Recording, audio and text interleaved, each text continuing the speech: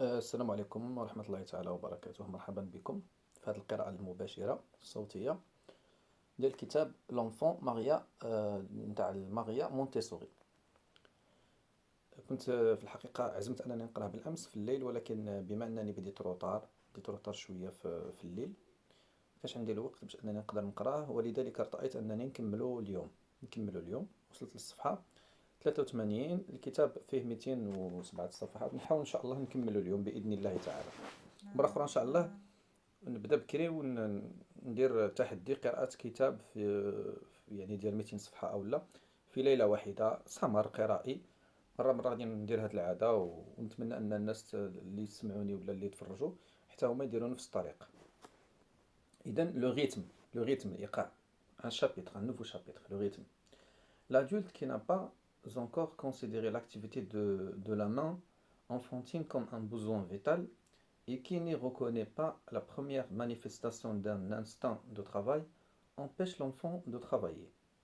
Cet obstacle ne vient pas forcément d'une défense de l'adulte. Il peut exister d'autres causes. L'adulte envisage le but extérieur de ses actes. Il a réglé sa vie par une sorte de constitution mentale.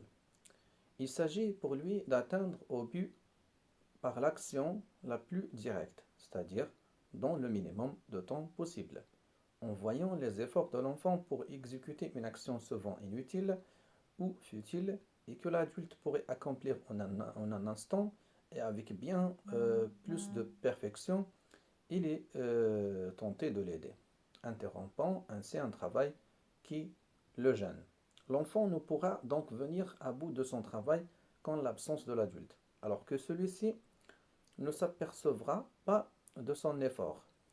Si l'enfant essaye de se coiffer, l'adulte sent sa constitution attaquée. Au lieu d'être saisi d'admiration devant cette tentative, il voit seulement que l'enfant ne se peigne ni bien ni vite et n'atteindra jamais son but. Alors l'enfant, qui est en train d'accomplir avec délice cet acte constructeur de sa propre personnalité, voit l'adulte, cet être haut comme le plafond, puissant au-delà de toute limite, contre qui on ne peut lutter, venir à lui, lui enlever le peigne des mains, lui disant qu'il va le coiffer lui-même, et il en est de même quand le petit enfant va se donner du mal pour s'habiller ou pour lasser ses souliers. Chaque tentative est brisée.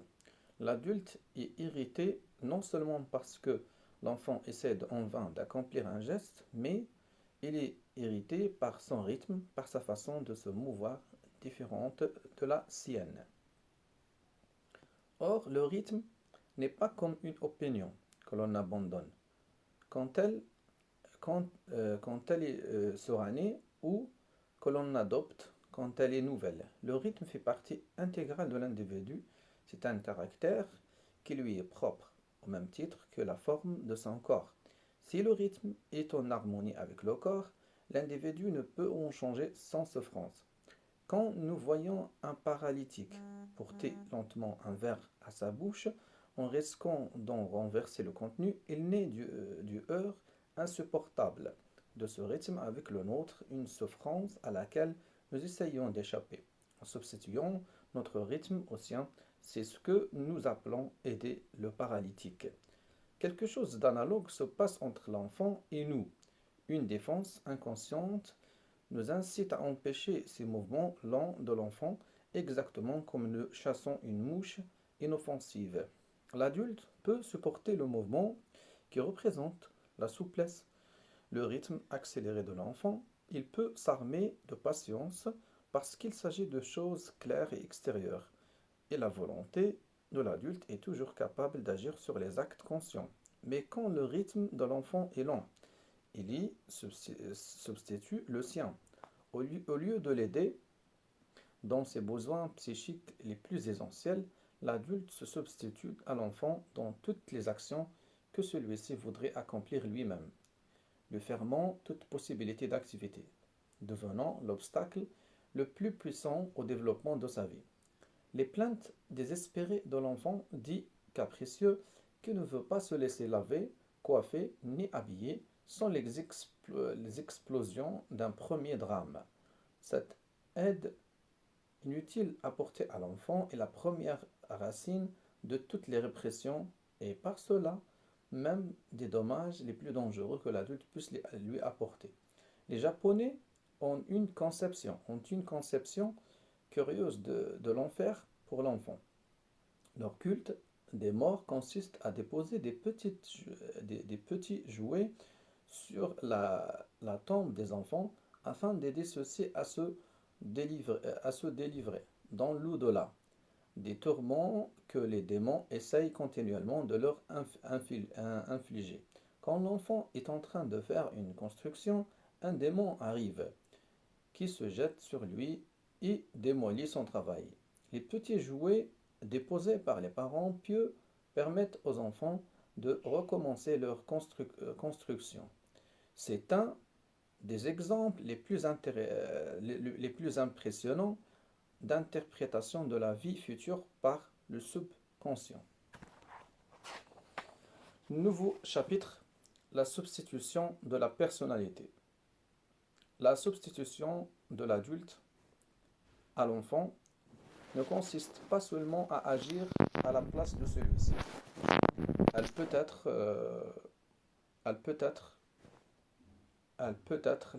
l'infiltration de la volonté puissante dans celle de l'enfant. Ce n'est plus dans ce cas l'enfant qui agit, mais l'adulte qui agit en l'enfant. Quand Charcot a démontré la substitution de la personnalité chez les hystériques au moyen de la suggestion, il a produit une impression profonde. Ces expériences ébranlaient des concepts fondamentaux qu'on croyait immuables, à savoir que l'homme était le maître de ses propres actions. Or, on a démontré expérimentalement qu'un sujet pouvait être suggestionné au point de supprimer sa propre personnalité en y substituant celle de celui qui suggestionne. De tels phénomènes, bien que réservés à la clinique et à des expériences limitées, ouvrent toutefois une voie nouvelle aux recherches et aux découvertes. Les études sur le dédoublement de la personnalité, sur le subconscient et sur les états psychiques sublimés trouvent leurs origines dans ces phénomènes, ainsi que l'approfondissement des recherches sur le subconscient dû à la psychanalyse. Une période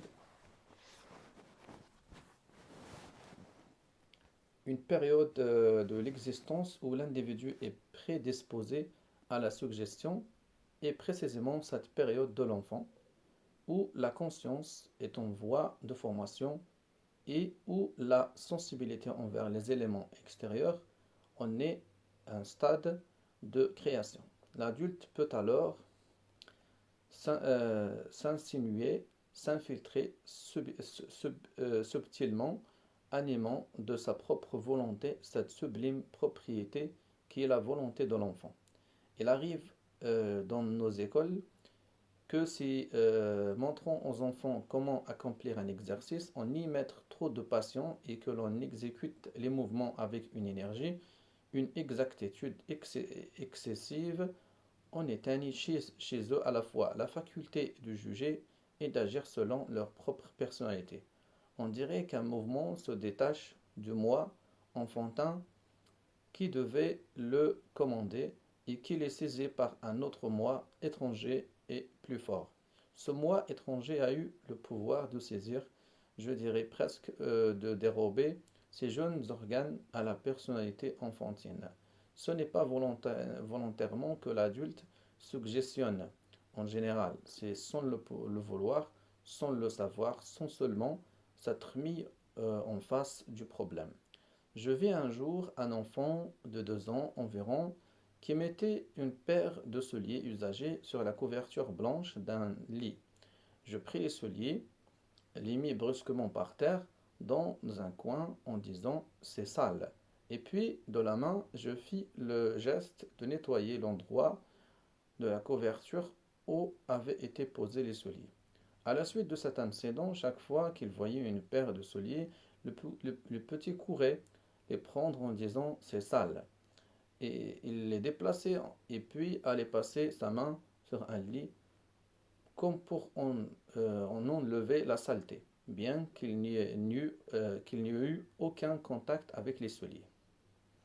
Les actes défendus sont particulièrement ouverts à l'infiltration d'une volonté étrangère, quand celle-ci n'agit pas assez violemment pour provoquer une réaction. Cela produit tout particulièrement par la voix des nurses raffinées.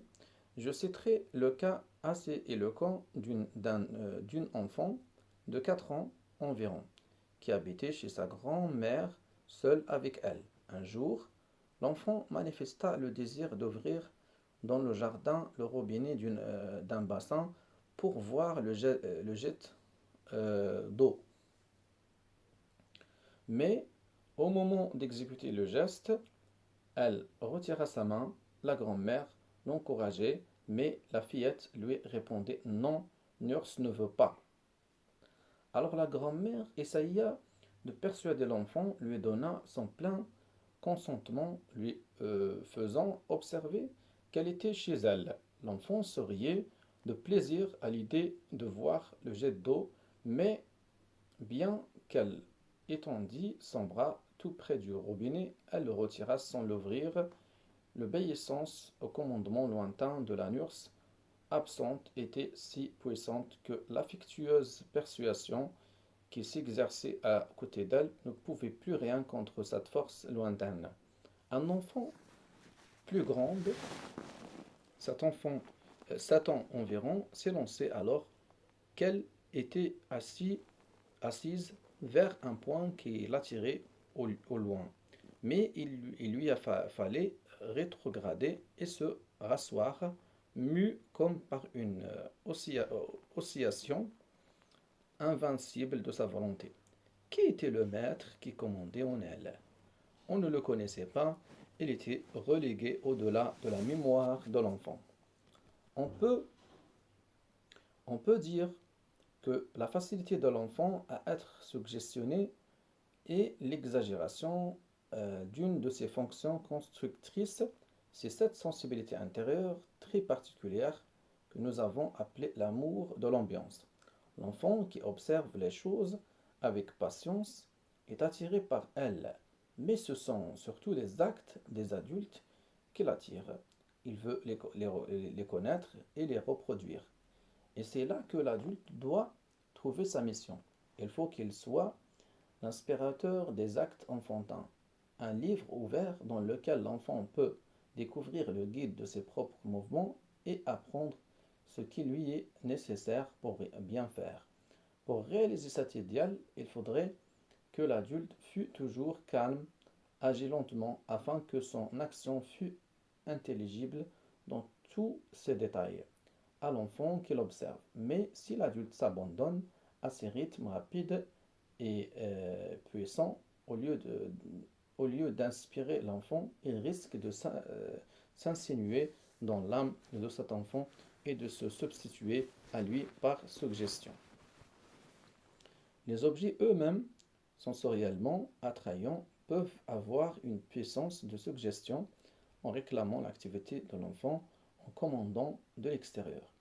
Je citerai à ce propos une expérience du professeur Levin, illustrée par son cinéma psychologique.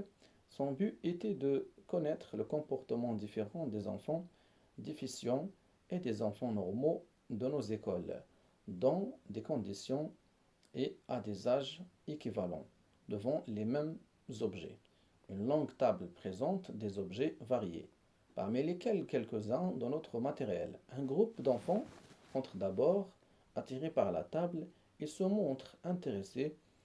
Ils sont vifs, souriants et semblent contents de se trouver au milieu de tant de choses. Chacun d'eux prend un objet et travaille. Puis on prend un autre, et ainsi de suite faisant une quantité d'expériences. Si le premier film vient un deuxième film, un autre groupe d'enfants entre. Ils se meuvent lentement, s'arrêtent, regardent, ils prennent un objet, l'examinent longtemps et puis semblent rester inertes. C'est la fin de ce deuxième film. Lequel des deux groupes est composé d'enfants déficients et lequel d'enfants normaux?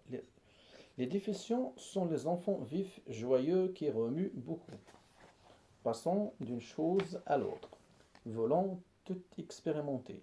Ce sont eux qui donnent au public l'impression d'être les enfants intelligents, parce que tout le monde est habitué à considérer comme intelligents les enfants vifs, gais et qui passent d'une chose à l'autre. On voit, au contraire, se mouvoir les enfants normaux de façon calme. Ils restent tranquilles et se fixent sur un objet, comme s'ils réfléchissaient. Le calme, le mouvement rare et mesuré, l'attitude pensive, voilà l'image de l'enfant normal. L'expérience reproduite par les deux films contraste avec les conceptions que l'on a en général. Parce que dans l'ambiance courante, les enfants intelligents agissent comme les déficients du film. L'enfant normal, lent et réfléchi, est un type nouveau, mais il démontre que son moi contrôle ses mouvements et que sa raison les conduit. Ce n'est donc pas de beaucoup remuer qui est important, mais de se posséder soi-même. L'important n'est pas que l'individu se meuve n'importe comment et n'importe où, c'est qu'il ait réussi à conquérir son organe moteur. La possibilité de se mouvoir sans l'influence de sa raison et non par la pure attraction des choses amène une concentration qui est un phénomène d'origine intérieure. Ce mouvement délicat et sensible est le seul qui soit normal. C'est l'aspect synthétique d'un ordre qui peut s'appeler la discipline intérieure. La discipline des actes extérieurs est alors l'expression d'une discipline intérieure organisée avec ordre. Quand cela ne se produit pas, le mouvement échappe à la direction de la personnalité. Il peut être accaparé par la volonté d'autrui ou rester en proie aux choses extérieures, une barque à la dérive. La volonté extérieure discipline rarement les actes. Parce que l'organisation intérieure manque. L'individualité est brisée. On pourrait presque comparer l'enfant contrarié dans son développement naturel à un homme qui, ayant atterri dans le désert avec un ballon, le verrait emporté par le vent, plus de directions possibles et rien alentour à y substituer. Et voilà l'image de l'homme telle que le forme réellement la lutte contre l'adulte et l'enfant, une intelligence obscurcie qui n'est pas développée et dont les moyens d'expression déréglés sont la proie des éléments. Deuxième partie, les voies nouvelles de l'éducation.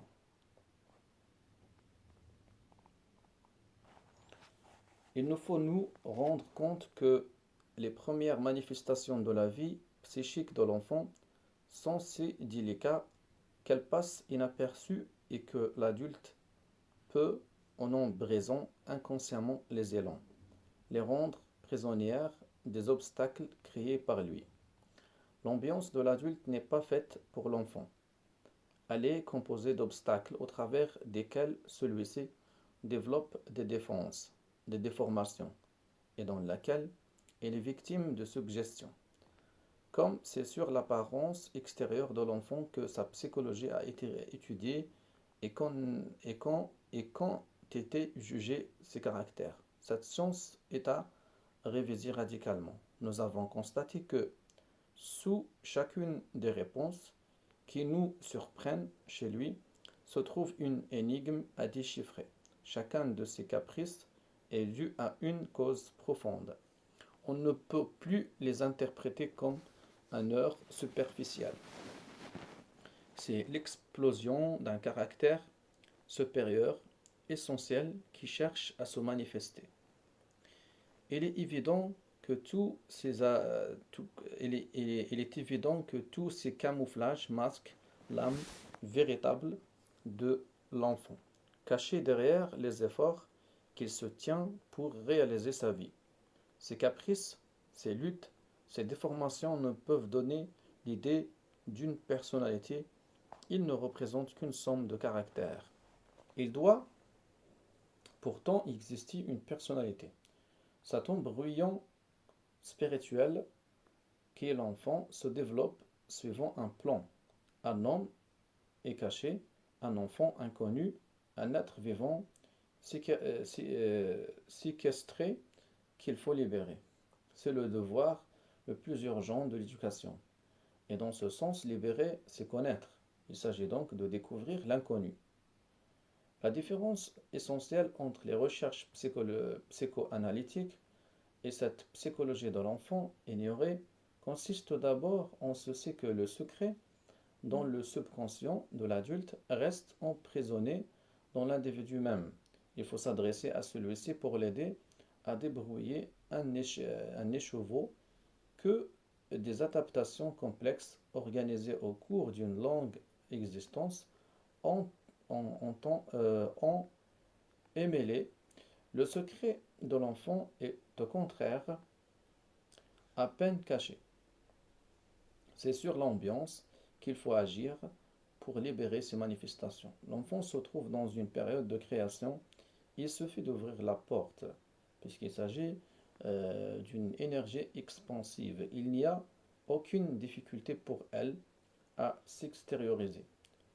En préparant un milieu adapté au développement vital, la manifestation psychique naturelle doit se produire spontanément, amenant la révélation du secret de l'enfant. Si elle ne tient pas compte de ce principe, l'éducation ne peut que s'engager dans un labyrinthe sans issue. La véritable éducation nouvelle consiste à aller tout d'abord à la découverte de l'enfant et à réaliser sa libération. C'est le problème de l'existence. Il faut exister d'abord. Vient ensuite le problème de l'aide à apporter à l'enfant, et qui doit durer aussi longtemps que l'évolution de celui-ci. Ces deux problèmes ont une base commune, l'ambiance qui doit réduire les obstacles au minimum. C'est elle qui offre les moyens nécessaires au développement des activités. L'adulte en fait partie, lui aussi. Il faut donc qu'il s'adapte. Il faut d'une part qu'il ne soit pas un obstacle pour l'enfant. D'autre part, qu'il ne se substitue pas à lui dans les différentes activités que celui-ci aura à satisfaire avant d'atteindre à la maturité. Notre méthode d'éducation est caractérisée précisément par l'importance qu'elle attribue à l'ambiance. La figure du maître a été une des innovations qui ont suscité le plus d'intérêt et le plus de discussions.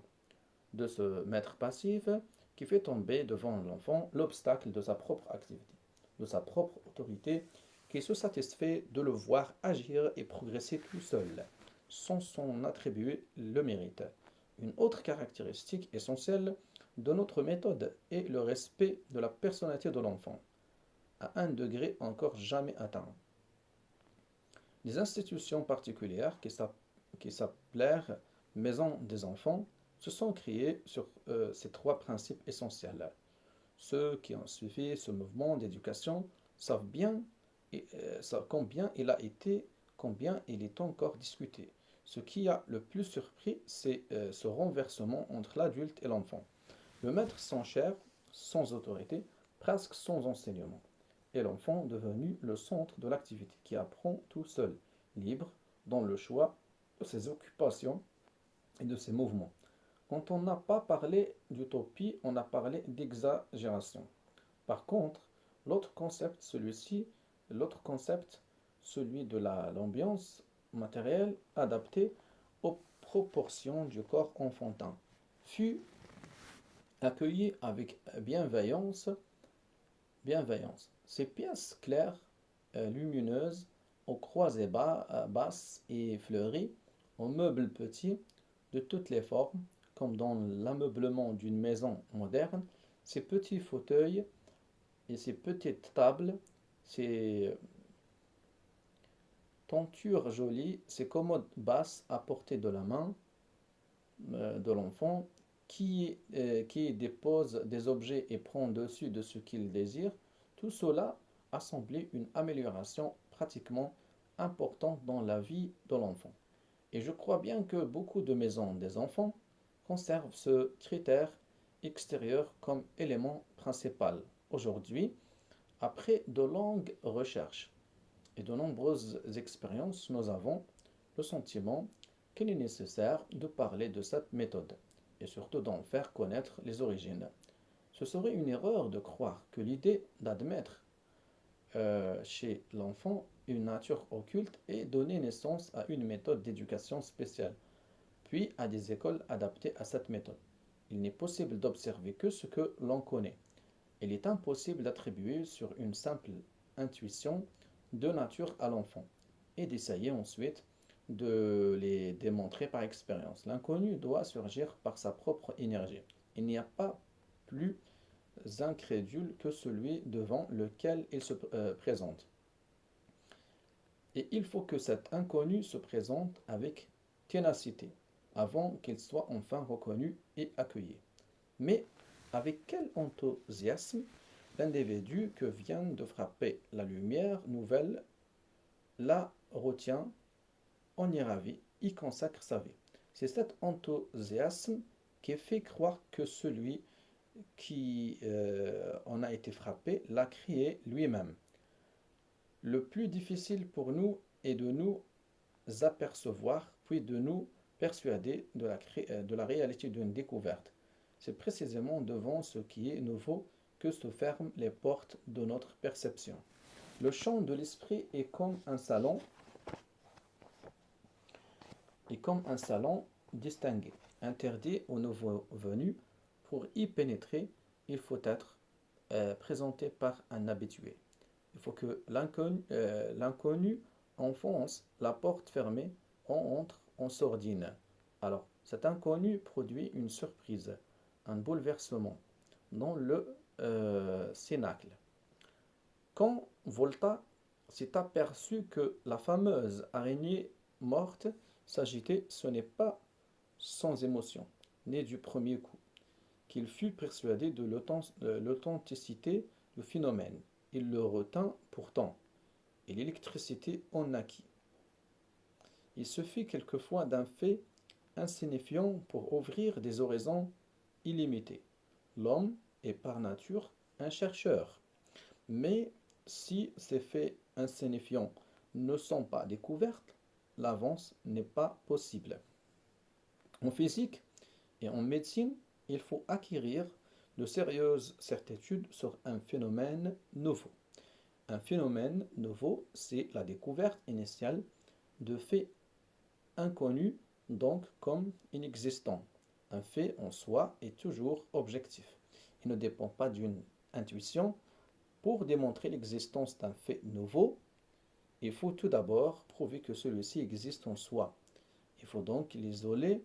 Vient ensuite un second temps, celui dans lequel on étudie les conditions dans lesquelles se manifeste le phénomène, afin de chercher à le reproduire et à l'entretenir.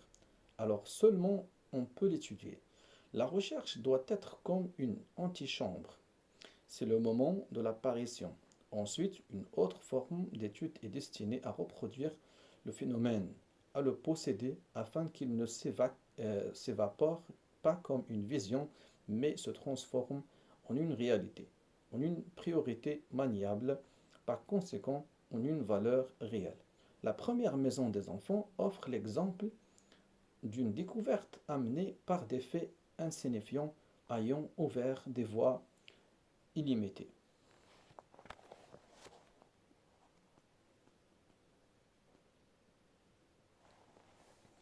Nouveau chapitre. La préparation spirituelle du maître. Le maître, qui croirait pouvoir se préparer à sa mission uniquement par l'acquisition de connaissances, se tromperait et doit avant tout créer en lui certaines dispositions d'ordre moral. Le point central de la question se rapporte à la façon dont le point central de la question se rapporte à la façon dont on doit considérer l'enfant. Point de vue qui ne peut, qui ne peut être envisagé de l'extérieur seulement, comme s'il s'agissait d'une connaissance théorique sur la façon de l'instruire ou de le corriger. Il nous faut insister sur la nécessité pour le maître de se préparer intérieurement, en s'étudiant lui-même avec une constance méthodique. Il faut qu'il arrive à supprimer chez lui ces défauts qui feraient obstacle au traitement de l'enfant. Et pour découvrir ces défauts, logés désormais dans la conscience, il lui faut une aide extérieure, une instruction. Il faut que quelqu'un nous indique ce que nous devons voir en nous. C'est dans ce sens que nous dirons que le maître doit être initié. Il se préoccupe beaucoup trop des tendances méchantes de l'enfant, de la façon de corriger les actes indésirables, de l'héritage du péché original. Il devrait au contraire commencer par rechercher ses propres défauts, ses propres tendances au mal. Enlève d'abord la poutre que tu as dans l'œil et tu sauras ensuite enlever la paille qui est dans l'œil de l'enfant. La préparation intérieure n'est pas une préparation générique. C'est tout autre chose que de chercher sa propre perfection, comme l'entendent les religieux. Il n'est pas nécessaire pour devenir des éducateurs de devenir des êtres parfaits, exempts de toute faiblesse. Une personne qui cherche constamment à élever sa propre vie intérieure peut rester inconsciente des défauts qui l'empêchent de comprendre l'enfant. Il est donc nécessaire que l'on nous enseigne et que nous nous laissons guider. Il nous faut nous éduquer si nous voulons éduquer. L'instruction que nous apportons aux maîtres consiste à leur indiquer l'état d'âme qui convient à leur tâche, un peu comme le médecin indique le mal que menace l'organisme. Et voici une aide concrète. Le péché mortel qui se dresse en nous et nous empêche de comprendre l'enfant, c'est la colère. Et comme un péché ne se manifeste jamais seul, mais en entraîne d'autres, à la colère s'associe un nouveau péché d'apparence noble, mais qui n'en est que plus diabolique, l'orgueil. Nos mauvaises tendances peuvent se corriger de deux façons. L'une intérieure, et qui consiste dans la lutte de l'individu contre ses propres défauts clairement compris. L'autre a un caractère extérieur, c'est la résistance extérieure aux manifestations de nos mauvaises tendances. La réaction des formes extérieures est très importante. C'est le moyen qui révèle la présence des défauts moraux. Le générateur de la réflexion, l'opinion du prochain vain l'orgueil, l'opinion du prochain vain, l'orgueil de l'individu, les circonstances de la vie, l'avarice, la réaction du fort, la colère, la nécessité de travailler pour vivre, la paresse, les conventions sociales, la luxure, la difficulté d'obtenir le superflu, la prodigalité, la nécessité de paraître digne, l'envie, ces circonstances extérieures ne cessent d'être un avertissement continuel et salutaire. Les confrontations sociales servent au maintien de notre équilibre moral. Nous ne cédons toutefois pas aux résistances sociales avec la même pureté que nous obéissons à Dieu. Si notre âme s'assujettit docilement à la nécessité de corriger la bonne volonté, les erreurs, de bonne volonté les erreurs que nous avons reconnues, elle accepte moins facilement le contrôle humiliant des autres. Nous nous sentons plus humiliés de devoir céder que d'avoir commis une erreur. Quand il est nécessaire de freiner Une défense de notre dignité mondaine nous pousse à faire apparaître que nous avons choisi nous-mêmes l'inévitable. La petite simulation qui consiste à dire je n'aime pas cela, des choses qu'on ne peut avoir une habitude des plus répandues, nous opposons cette petite simulation à la résistance et nous entrons ainsi dans la lutte au lieu d'entrer dans une voie de perfection. Et comme en toute lutte, l'homme sent vite le besoin de s'organiser, la cause individuelle se fortifie en une lutte collective. Ceux qui ont le même défaut tentent instinctivement de le protéger en cherchant la force dans l'union. Nous masquons nos torts, nous masquons nos torts sous l'affirmation de devoirs hauts et essentiels. C'est ainsi qu'en temps de guerre, les engins de mort se dissimulent sous l'aspect de champs paisibles. Et plus faibles sont les forces extérieures qui réagissent contre nos défauts. Plus commodément nous construisons nos camouflages défensifs. Quand chacun de nous est attaqué dans ses propres défauts, nous voyons combien le mal est habile à s'insinuer pour se cacher à nous-mêmes.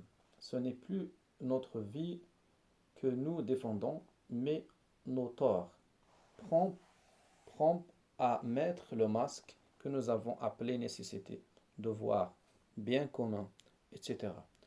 Et peu à peu, nous nous convainquons de la vérité de ce que notre conscience savait être auparavant faux et dont il est chaque jour plus difficile de se défaire.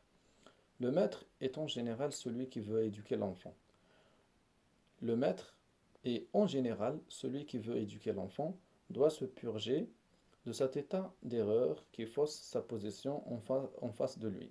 Le défaut fondamental, fait d'orgueil et de colère, doit se présenter à la conscience du maître dans sa vérité nue.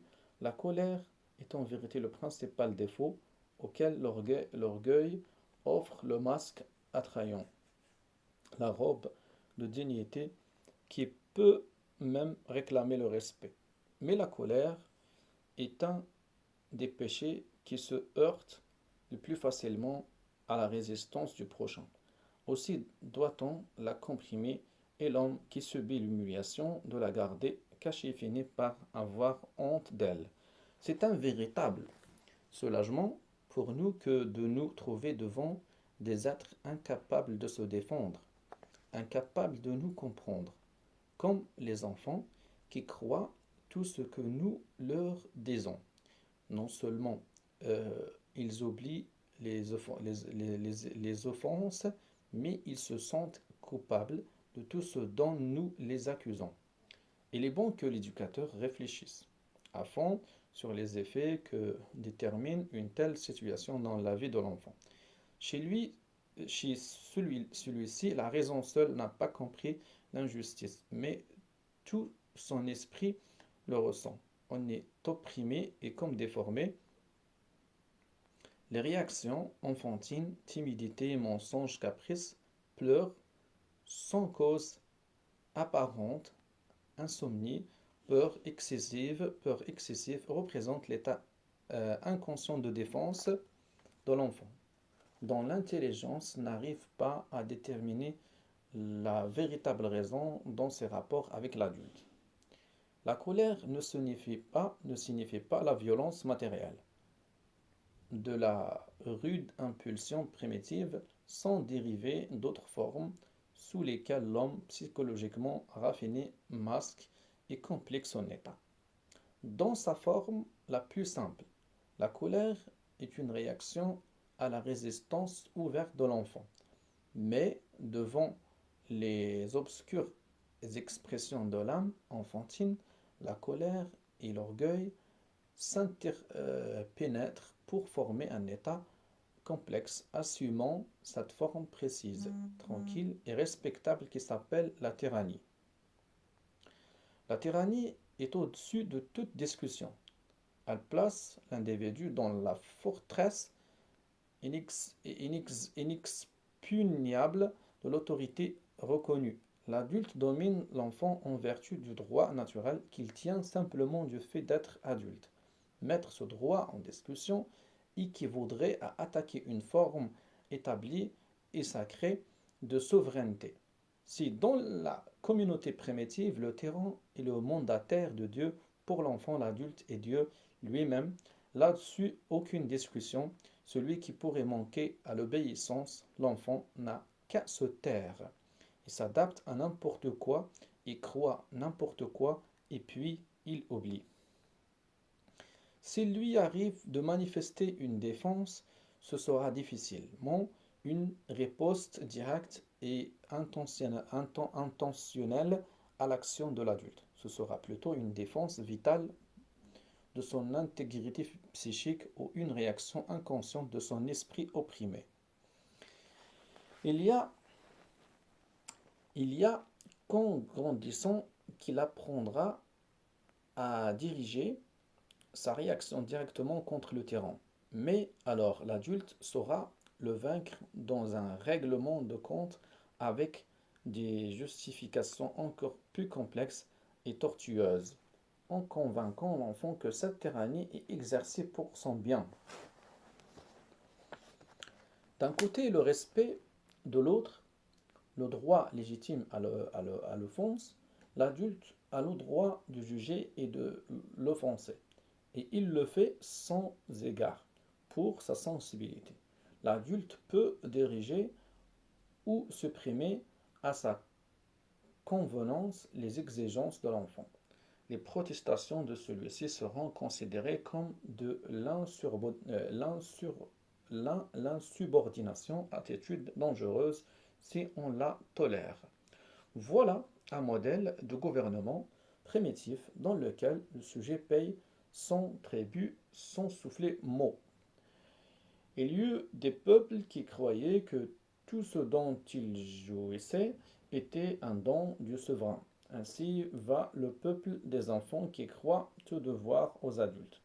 N'est-ce pas plutôt l'adulte qui le croit? Et s'est désormais forgé le masque du Créateur et croit, dans son orgueil, créer tout ce qui existe chez l'enfant.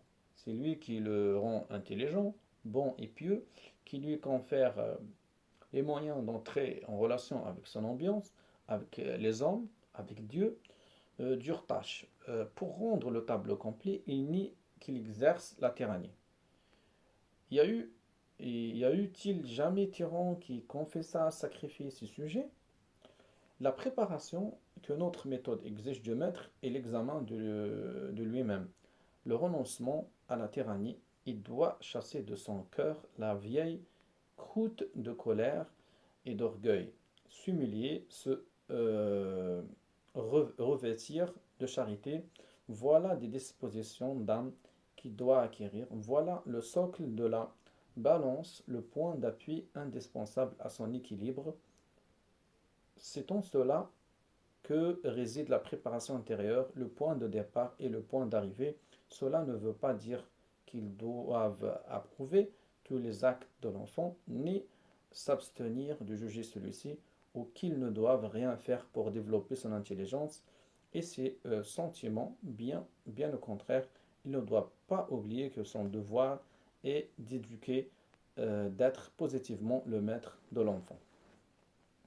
Il faut qu'il y ait un acte d'humilité, la suppression d'un préjudice qui a fait son nid dans nos cœurs. Il le faut.